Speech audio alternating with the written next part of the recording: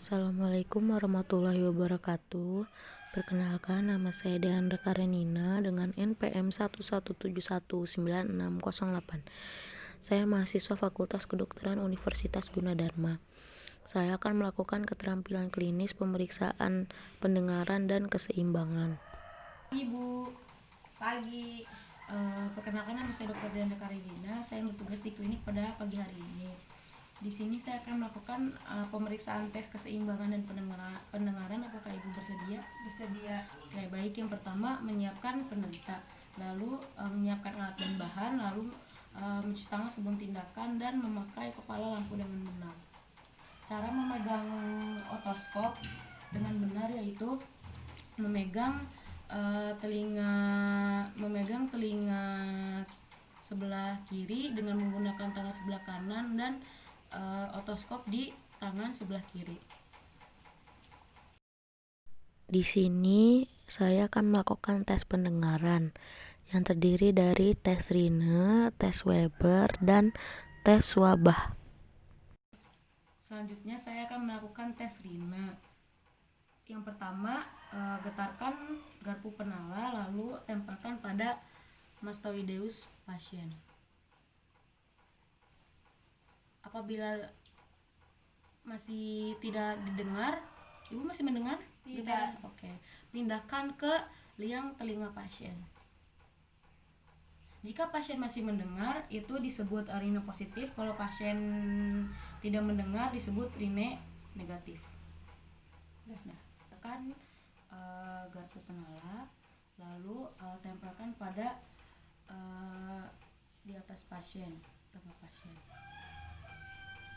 Lalu apabila pasien lebih mendengar ke arah yang sakit, itu disebut tuli sensori. Apabila masih mendengar ke arah telinga yang sehat, itu disebut tuli konduktif. Kalau misalnya nggak bisa membedain antara telinga sakit atau tidak, disebut normal.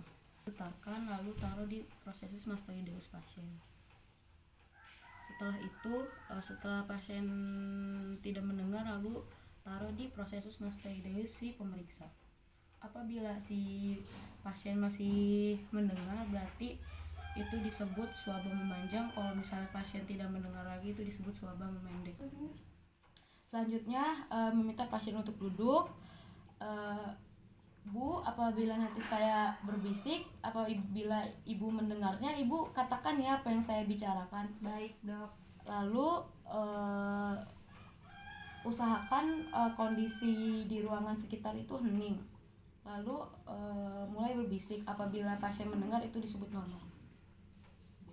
B, A, G.